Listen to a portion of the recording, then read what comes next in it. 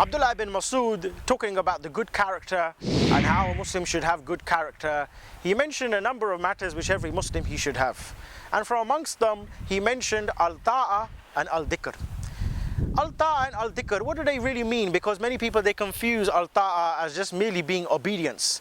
But obedience in its true and absolute form, when we understand it via understanding the book of Allah and understanding the sunnah of the Nabi Muhammad sallallahu alaihi wasallam, we understand that Allah and His Rasul are the only ones to be obeyed, followed. And for their verdicts are the only verdicts that we should accept as Muslims. And anything from the Quran and the Sunnah and from the Sahaba is matters that we should accept. And anything other than that, it is matter which is questionable. Anything else other than that, it is something plausible. It is something which needs to be really looked at and scrutinized if it matches with the wahi.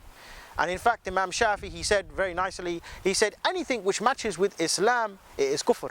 And anything which goes against Islam, it is still kufr. How? Something which goes against Islam, we know something which is not allowed. And anything which matches Islam is still something which is not allowed. Why? Because the original commandment never came from Allah. So when we then look to then, al-ta'a, Allah is the only one to be obeyed. Do we really obey Him? Because many people you'll find now, they become the Ramadan Muslims.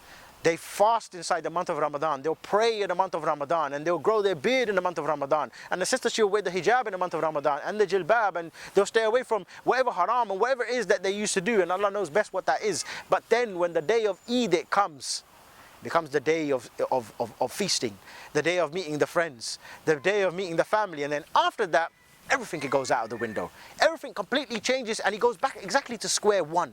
He goes back exactly to how his or her own condition was prior to the month of Ramadan. But al-dhikr, Abdullah ibn Masud, he mentioned as being not just to say Alhamdulillah and Bismillah and Subhanallah, but to be giving the shukr to Allah, to be grateful to Allah. So when we want to be grateful to Allah, how can we be grateful to Allah? You know, if you were to ask someone, how can you be grateful to me? How can you be grateful to him or to her? How is it that you can thank your parents, for example? By what, just merely saying thank you? Because just lip service. How is it, for example, with your own parents? You say, yeah, thank you very much for, that car. Thank you very much for that degree. Thank you very much for feeding me. Thank you, thank you, thank you. But then you swear at them. Then you disobey them. Then you go against their orders within their own house. You don't obey the house rules. When your mother asks you to go and buy some milk, you don't buy any milk. When she asks you to go to bed, you don't go to bed. When she asks you to wake up, you don't wake up. Similarly, when we look to our 5 daily salah, only 5 being prescribed unto us, we find ourselves so lazy. Waking up for Fajr? No way, I can't do it. It's too much. Why I have to do it? Why can't I just pray? Make it all qada. Make it up in the evening after Isha. It's not month of Ramadan anymore.